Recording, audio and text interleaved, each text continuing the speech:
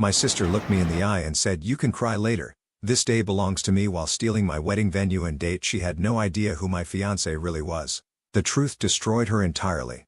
"You don't mind rescheduling, right? It's just a small wedding. Mine's going to be a real event." That was the exact sentence my younger sister, Talia, said to me 3 weeks before my wedding, after she stole my venue, my date, and the last bit of respect I had left for my family. My name is Nora Sinclair. I'm 35, a professor of visual arts at a small liberal arts college in Portland. I'm not flashy, I don't chase trends, and I certainly don't have thousands of followers hanging on my every filtered selfie. That's Talia's world. She's 28, a beauty and lifestyle influencer, whatever that really means these days. My parents adore her, always have. I'm the quiet one, the one who chose stability over ambition. Their words, not mine. I got engaged last fall to Julian, an architectural designer I met at a guest lecture. He was kind, soft-spoken, and saw value in things others overlooked, like me.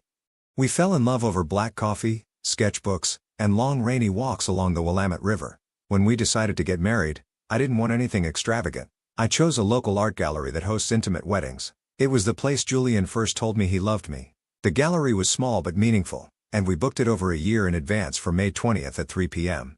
Everything was planned. The invites were sent. The florist, the caterer, even my dress, custom made by a former student. It was going to be our day. And then Talia called. She said she had big news and insisted we have a family dinner at our parents' house. I should have known something was off the moment I walked in and saw champagne already popped. Talia was glowing, practically bouncing in her seat. My parents beamed at her like she had just announced world peace. "I'm getting married," she squealed, "to Aiden. That's her boyfriend of 6 months. A flashy advertising exec with perfect teeth and a Porsche parks like it's a personality." "That's fast," I managed to say, trying to hide my confusion. "Oh, and guess what? We're getting married on May 20th. Isn't that crazy?" I froze. "What do you mean, May 20th? I asked slowly. "That's my wedding day." Talia giggled, like I had told a joke. "I know, but you didn't copyright the date, Nora. Besides, you can reschedule, right? Your wedding's just small. Ours is going to be huge. We booked the Armitage Hotel. Aiden's uncle pulled strings to get us the ballroom. It was the only available date." My heart dropped. The Armitage was one of the most exclusive venues in the city. But more importantly, why my date? I looked at my parents. Surely they'd say something, defend me, but my father just shrugged. "Maybe it's best if you adjust. Pralia's wedding will have more guests, more press. It's better for the family." "Press?" My mom chimed in too. "Nora, don't be difficult. Your ceremony is more personal. You can move it to the next weekend. Everyone will understand." I didn't understand. I sat there blinking, as my family essentially erased my wedding in real time. I stood up. "I'm not rescheduling. We planned this over a year ago." Talia's smile faded. "Don't be selfish." I felt like screaming. Instead, I just grabbed my bag and walked out the door, my mother calling after me. "Think about what's best for the family." That night, I told Julian everything. He didn't say much. Just listened, held my hand, and said, "We'll figure this out." And I believed him. I wanted to believe him. But the very next morning, I received a phone call from the gallery coordinator. "Nora, I'm so sorry, but we've just been informed of a last-minute change. The gallery is no longer available on May 20th. My breath caught. "What? Why?" There was a pause. It was booked under Talia Sinclair's name. My sister had literally taken my venue. I dropped the phone. My hands were shaking. I felt like the world tilted sideways, and I was the only one falling. That was the moment I realized this wasn't just a coincidence. Talia wasn't just taking my date, she was trying to erase me. But she had no idea who Julian really was and what we were about to do next. I stood in the middle of our tiny kitchen, gripping the edge of the counter like it was the only thing keeping me upright. The words from the gallery coordinator still echoed in my ears. It was booked under Talia Sinclair's name. She hadn't just stolen my date. She had taken the exact venue Julian and I had poured our hearts into, the place where we first met. The place I envisioned walking down the aisle, surrounded by people who knew our story. And she took it like it was nothing. Julian walked in with 2 coffees, but paused the moment he saw my face. I didn't have to say a word. "She took the gallery," I said, my voice barely a whisper. Julian set the cups down and crossed the room in 2 steps. "We'll find another place," he said gently. "No," I replied. "You don't get it. This wasn't about logistics. This was personal." She waited until everything was set, then she made her move. I knew Talia. Her smile was sweet but hollow, and behind it lived a need to be the center of everything. She wasn't satisfied unless the spotlight burned bright and everyone else disappeared into shadow. And in our family, That spotlight was hers by birthright. When I told my parents about what had happened, their reaction was exactly what I expected. "Well, maybe you should have finalized the deposit earlier," Dad said dismissively. "I did." She outbid it. Mom didn't even pretend to be sorry. "It's just a venue, Nora. It's not worth causing drama between sisters. Be the bigger person? The bigger person. Always me. Always the quiet one. The mature one. The one who bent so others could shine. Except this time, something in me snapped. I stopped answering Talia's texts. I blocked her on Instagram. And when she posted her dream venue reveal with photos of the very room I once called my own, I deleted the wedding board I had been building for a year. I went to Julian and told him, "I don't want to do this anymore." He looked up from his sketchpad. "Do what?" "Pretend like everything's fine. Pretend like I can just smile through it while they erase me." Julian didn't say anything for a long time. He simply closed his sketchpad, stood up, and reached for his phone. "Come with me," he said. We drove for almost an hour in silence. I didn't ask where we were going. I think part of me didn't care. I was so exhausted, mentally, emotionally, like my heart had been scooped out and left somewhere on the gallery floor. Eventually, we pulled up to a gate lined with ivy. A security guard opened it the moment he saw Julian. "Where are we?" I finally asked. Julian just smiled. "Somewhere no one can take from you." We turned down a long stone driveway and arrived at a private art estate. I'm talking a sprawling modern glass pavilion nestled in forest with indoor gallery wings, private gardens, and a reflection pool that looked like it had been designed by some architectural god. "Julian, what is this place?" He turned to me with a calmness I had never seen before. "I own it." I blinked. "What?" "I haven't been completely honest with you, Nora," he said. "I design for myself. I have a studio, investments. I've kept a low profile because I've seen how people change when money enters the room." I stared at him speechless. He continued, "This is my personal gallery, and if you want it, it's yours. For the wedding. For anything." I sat there in stunned silence.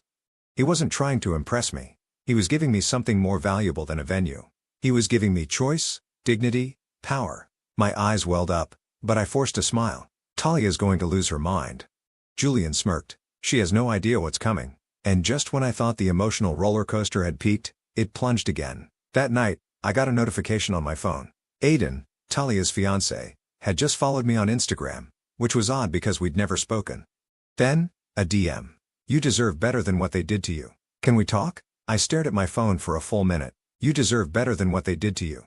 Can we talk?" From Aiden, Talia's fiancé. At first, I thought it had to be a mistake. Maybe he meant to send it to someone else, or maybe he was just trying to stir the pot. But the message sat there, deliberate, clear. Julian walked in just as I locked the screen. "You okay?" he asked, handing me a glass of wine. I forced a nod. "Yeah, just trying to process everything." I didn't tell him about the message. Not yet. Instead, I replied to Aiden with a single word. "Why?" He answered almost instantly. "Because I'm not blind. I see what's happening, and I'm starting to wonder if I'm the next one being used." That hit like a punch to the chest. Not because I cared about Aiden, but because I knew that feeling. That exact moment when you realize someone you love might be manipulating you, not supporting you. He asked if we could meet. Nothing weird, just coffee, somewhere public. Against my better judgment, I agreed. We met the next afternoon at a cafe near downtown. I wore sunglasses and a hoodie, praying no one would recognize me. He showed up in a charcoal blazer, looking more like a man on a job interview than a romantic fiancé. He sat down and didn't waste time. "I didn't know she stole your venue," he said. "She told me it was available, that you decided to delay your wedding for budget reasons." I almost laughed. "She lied, obviously." He sighed and rubbed his face. "That's what I'm starting to realize. This whole wedding, it's like a marketing campaign for her. Everything's about the optics. She keeps pushing for me to get sponsorships for the ceremony. She even hired a videographer who's worked on reality shows." I felt my stomach twist. "Last week, she asked if we could pretend to have met at a beach in Bali, so it sounds more exotic." "What?" I choked. "Yeah, she said our real story wasn't share-worthy enough." We sat in silence for a moment, the noise of clinking cups and background music muffled by the pressure building in my chest. And then, Aiden leaned in. "I also found out something else," he whispered. "She has a burner phone." I blinked. "Excuse me." "She hides it in her makeup drawer. I saw her texting someone late at night, laughing, deleting messages. When I asked, she got defensive, said I was paranoid." I stared at him, cold realization flooding my veins. "You think she's cheating?" He shrugged. "I don't know, but I don't trust her anymore, and I can't ignore this sick feeling that I'm just another prop in her perfect image." I didn't know what to say. I had expected drama, sure, but this was unraveling faster than I could track. As we parted, Aiden looked me dead in the eye. Whatever you're planning, I want to help. That night, I told Julian everything. The messages, the meeting, the burner phone. To my surprise, he didn't look angry. He looked ready. This is exactly why we don't back down, he said. They wanted to humiliate you. Now we show them who you really are. The next few days were a whirlwind. Julian made calls. Quiet ones. Discreet ones. He asked me to trust him, and I did. Then came the invitations. Ours went out first, hand-delivered, beautifully printed, with gold leaf detail and custom calligraphy. But there was more. Every single one included a private RSVP code linked to a luxury estate venue. The Redwood Pavilion. A place I'd never even heard of until Julian showed me. But apparently, in his circle, it was the venue. People were already talking. And then it happened. Talia called me after weeks of silence. She wasn't angry. She was smug. Hey, sis, she cooed. Just wanted to let you know we're releasing our wedding trailer on social media this weekend. Thought you'd want a heads up since, yours might look a bit underwhelming in comparison. I said nothing. Just let her talk. But 2 days later, before she could drop her big video, she was scooped. An industry blog posted a leaked guest list for our wedding, including several A-list names. It went viral in hours. Then, Talia's worst nightmare showed up at her doorstep. She messaged me in all caps, "Why is Aiden refusing to finalize our guest list? What did you tell him?" I didn't reply, because at that exact moment, Julian was in the studio, printing the final seating chart, and one seat was reserved for a very special guest. The editor-in-chief of the magazine, Talia, has been begging to feature her in for years. Comment the number 2 if you want to know what happens when Talia sees who stole her spotlight for good. I always imagined my wedding day would feel magical. Turns out, revenge feels even better. The morning of our wedding arrived with an eerie calm.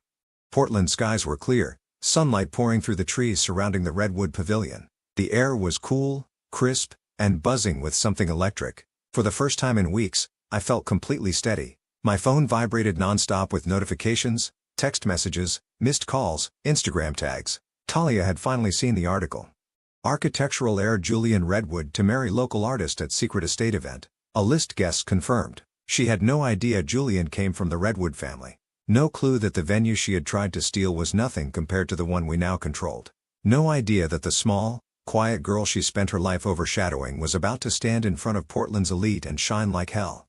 And she definitely didn't know who else was coming. By noon, the estate grounds were filled with guests arriving in luxury cars. Celebrities from the art world, architects, media personalities, even the governor's wife. Julian greeted them like it was second nature. I stayed inside, watching from the bridal suite window in silent disbelief. Then came the knock. It was Aiden. He looked sharp, clean suit, calm face, but his hands trembled when he handed me a small velvet box. "What's this?" I asked. "A little insurance," he said, glancing at the door to make sure no one was listening. "She doesn't know I kept it." Inside was a flash drive. Aiden leaned closer.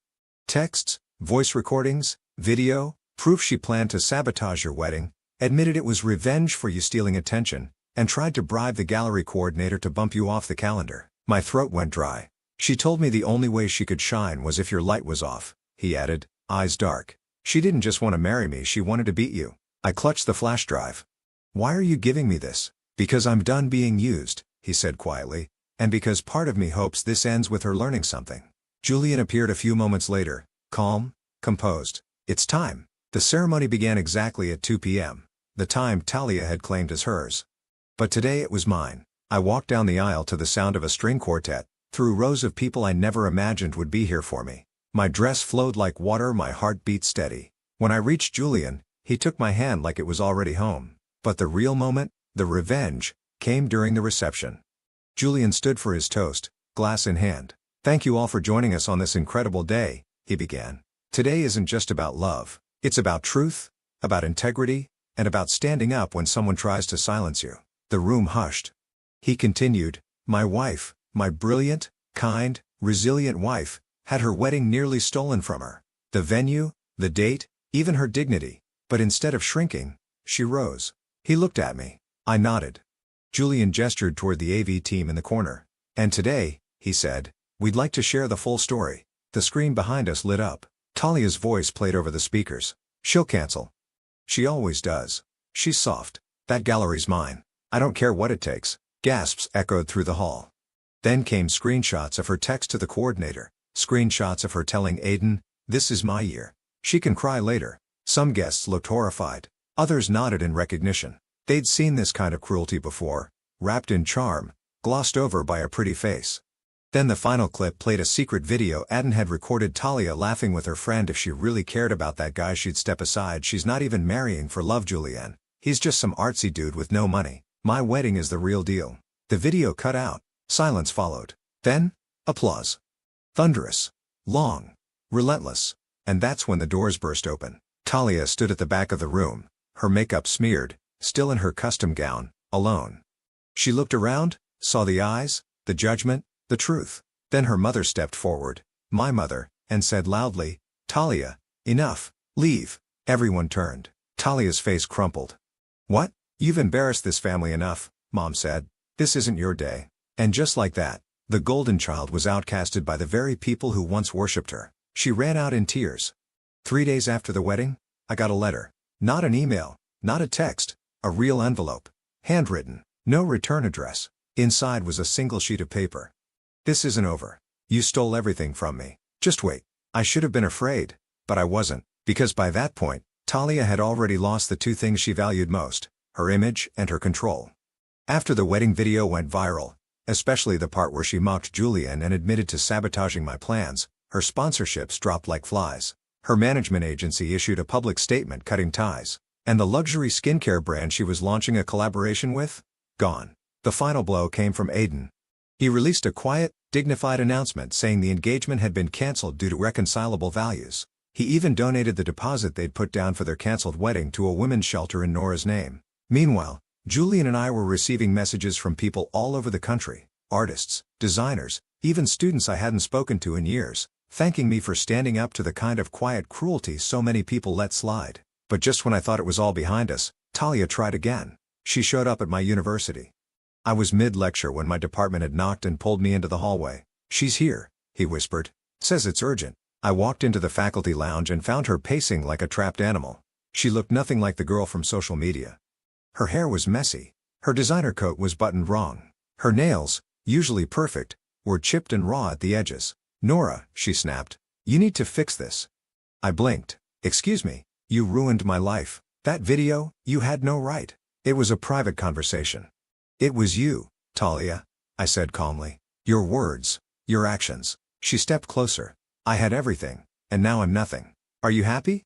"No," I replied softly. "I'm not happy or suffering. I'm just finally done being the one who always steps aside." She stared at me like she didn't recognize me, and maybe she didn't. I wasn't the sister she used to toy with.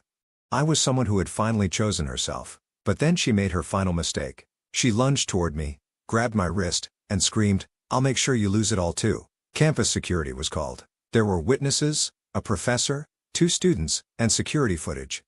Later that week, I filed a restraining order. The news hit local press. Former influencer accused of threats, public breakdown at university. From what I've heard, she's moved back in with our parents. The same from what I've heard, she's moved back in with our parents. The same parents who finally told her to get help instead of defending her behavior. She deleted all her social media. Her accounts are gone. Her name, once a trending tag, now draws silence. And me? Julian and I just returned from our honeymoon in Florence. The sun, the art, the quiet cafes, it was everything I dreamed of and more. My department offered me a promotion. I'm launching a program to help young artists who've been bullied out of their creative paths. At night, I look at Julian and realize, I didn't just get justice, I got freedom. Freedom from comparison, from manipulation, from being the shadow in someone else's spotlight. Talia tried to take everything from me, but in the end, she gave me everything I needed, a reason to finally choose myself. And I'll never give that back. Comment the number 2 if you think Talia got what she deserved. And don't forget to subscribe if you want more true revenge stories like this one.